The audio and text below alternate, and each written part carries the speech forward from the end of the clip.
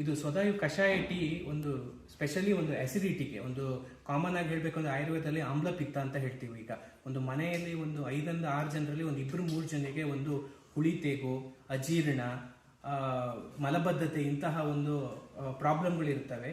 ಒಂದು ಮಾರ್ಕೆಟಲ್ಲಿ ಸಿಕ್ಕುವ ಒಂದು ದ್ರಾಕ್ಷಾದಿ ಕಷಾಯ ಅಂತ ಒಂದು ಎಸಿಡಿಟಿಗೆ ಮೇಯ್ನ್ ಆಗಿ ಉಪಯೋಗಿಸ್ತಾರೆ ಇಂತಹ ಒಂದು ಚಿಹ್ನೆಗಳಿರುವಾಗ. ಸೊ ಇದನ್ನು ನಾವು ಕಷಾಯವನ್ನು ಪ್ರಿಸರ್ವೇಟಿವ್ ಹಾಕಿ ಮಾರ್ಕೆಟಲ್ಲಿ ಸಿಗೋದ್ರಿಂದ ಈ ಒಂದು ಪ್ರಿಸರ್ವೇಟಿವ್ ಕಷಾಯವನ್ನು ಆಮ್ಲಪಿತ್ತ ರೋಗಿಗಳು ಸೇವಿಸಿದಾಗ ಪುನಃ ಆಮ್ಲಪಿತ್ತ ಜಾಸ್ತಿ ಆಗುವ ಒಂದು ಕಾರಣ ಇರೋದ್ರಿಂದ ಇದೇ ಒಂದು ಕಾನ್ಸೆಪ್ಟ್ ಅನ್ನ ಒಂದು ಹರ್ಬಲ್ ಟೀ ಅಂತ ಒಂದು ಕಾನ್ಸೆಪ್ಟ್ ಆಗಿ ತಯಾರು ಮಾಡಲಾಗಿದೆ. ಸೊ ಇಲ್ಲಿ ಕಷಾಯ ಒಂದು ಟೀ ಬ್ಯಾಗ್ ಅನ್ನ ನೀವು ಬಿಸಿನೀರಿನಲ್ಲಿ 1 ನಿಮಿಷಗಳ ಕಾಲ ಸೋಸಿ ಇಟ್ಟು ಅದನ್ನ ಸೋಸಿ ಕುಡಿಯುವುದರಿಂದ ಒಂದು ಪ್ರಿಸರ್ವೇಟಿವ್ ಯಾವುದೇ ಒಂದು ಅಡ್ಡ ಪರಿಣಾಮವಿಲ್ಲದೆ ಒಂದು ಆಮ್ಲಪಿತ್ತವನ್ನ ಗುಣಮುಖಗೊಳಿಸಬಹುದು ಅಂತ ಹೇಳ್ಬೋದು. ನಾವು ಆಯುರ್ವೇದಿಕ್ ಕಾನ್ಸೆಪ್ಟಲ್ಲಿ ನೋಡಿದ್ರೆ ವಾತ ಪಿತ್ತ ಅಂತೇಳಿ 2 ಥರ ಕಾನ್ಸೆಪ್ಟನ್ನು ಬರುತ್ತೆ. ಹೊಟ್ಟೆ ಈಗ ಅಲೋಪತಿಲಿ ಆದರೆ ಗ್ಯಾಸ್ಟ್ರೈಟಿಸ್ ಒಂದು ಟ್ಯಾಬ್ಲೆಟ್ ಪ್ಯಾನ್ ಅಂತ ಬರುತ್ತೆ, ರಾನಿಟಿಡಿನ್ ಅಂತ ಬರುತ್ತೆ, ಈ ಥರದನ್ನೆಲ್ಲ ಯೂಸ್ ಮಾಡೋಕ್ಕೆ ಹೇಳ್ತಾರೆ. ಆದರೆ ನಮ್ಮದ್ರಲ್ಲಿ ಆ ಥರ ಅಲ್ಲ, ಎಲ್ಲದಕ್ಕೂ ಒಂದೇ ಅಂತ ಹೇಳ್ತಾರೆ. ಆ ಥರ ಯಾವುದಕ್ಕೂ ಸರಿ ಆಗಲ್ಲ ಅದು. ಬಟ್ ನಮ್ಮದ್ರಲ್ಲಿ ವಾತ ಅನ್ನೋದೇನಿದೆ ಹೊಟ್ಟೆ ಉಬ್ಬರ್ಸೋದು, ಮೋಷನ್ ಸರಿ ಆಗಲ್ಲ, ಊಟ ಸರಿಗೆ ಸೇರಲ್ಲ. ಎಸ್ಪೆಷಲಿ ನಮ್ಮ ಇಂಜಿನಿಯರ್ಸ್ಗೂ ಮತ್ತು ಕೂತು ಕೆಲಸ ಮಾಡೋರು ಏನಿರ್ತಾರೆ, ಕಂಪ್ಯೂಟರ್ ಕೂತು ಕೆಲಸ ಮಾಡ್ಬೋದು ಅಥವಾ ಡಾಕ್ಯುಮೆಂಟ್ಸ್ ಕೆಲಸ ಮಾಡೋರು, ಯೂಶಲಿ ಇಂಥವರಿಗೆ ಡೈಜೆಷನ್ ಸರಿ ಇರಲ್ಲ. ಯಾಕಂತಂದರೆ ನಾವು ತಿನ್ನೋ ಒಂದು ಆಹಾರ ಒಂದು ದೇಹದಿಂದ ಒಂದು ಸ್ಟಮಕ್ಕಿಂದ ಇಂಟೆಸ್ಟೈನಿಗೆ ಹೋಗಬೇಕು, ಇಂಟೆಸ್ಟೈನಿಂದ ಇನ್ನೊಂದು ಕಡೆಗೆ ಹೋಗಬೇಕು ಅಂತಂದರೆ ವಾಕಿಂಗ್ ಅನ್ನೋದು ತುಂಬ ಇಂಪಾರ್ಟೆಂಟ್ ಆಗುತ್ತೆ. ನಾವು ನಡೀದೇ ತುಂಬ ಕೂತಾಗ ಲಾಂಗ್ ಟರ್ಮಲ್ಲಿ ಈ ಥರ ತುಂಬ ಪ್ರಾಬ್ಲಮ್, ಹೊಟ್ಟೆ ಉಬ್ಬರ್ಸೋದು, ಈ ಥರ ಪ್ರಾಬ್ಲಮ್ಗಳು ಸ್ಟಾರ್ಟ್ ಆಗುತ್ತೆ. ಪೆರಿಸ್ಟಾಲ್ಟಿಕ್ ಮೂಮೆಂಟ್ಸ್ ಅಂತ ಕರಿತೀವಿ ನಾವು.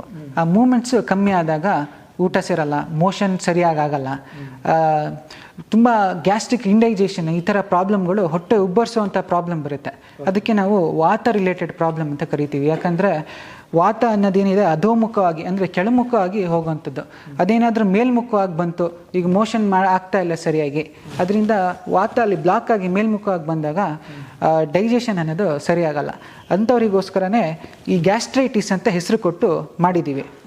ಸೊ ಇದು ಮೇನ್ಲಿ ನಾನು ಏನು ವಾತ ರಿಲೇಟೆಡ್ ಹೇಳಿದೆ, ಮೋಷನ್ ಸರಿಯಾಗಲ್ಲ, ಹೊಟ್ಟೆ ಉಬ್ಬರಿಸುತ್ತೆ, ಊಟ ಸೇರಲ್ಲ, ಇಂಡೈಜೆಷನ್, ಇಂಥ ಪ್ರಾಬ್ಲಮ್ಗಳಿಗೆ ಇದು ತುಂಬ ಉಪಯೋಗ ಆಗುತ್ತೆ. ಅದೇ ನೀವು ಈ ಅಸಿಡಿಟಿ ಅನ್ನೋದನ್ನ ನೋಡ್ಬೋದು ನೀವು.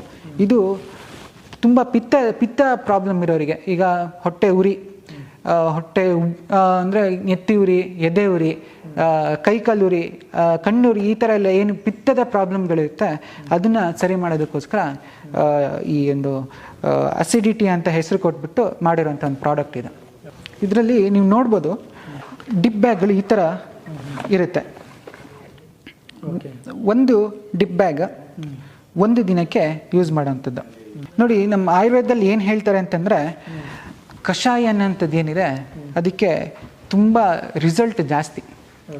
ಸೊ ಈಗಿನ ಕಾಲದಲ್ಲಿ ಪ್ರಿಸರ್ವೇಟಿವ್ ಯೂಸ್ ಮಾಡೋ ಕಾರಣದಿಂದ ಅದನ್ನು ಅವಾಯ್ಡ್ ಮಾಡಬೇಕು.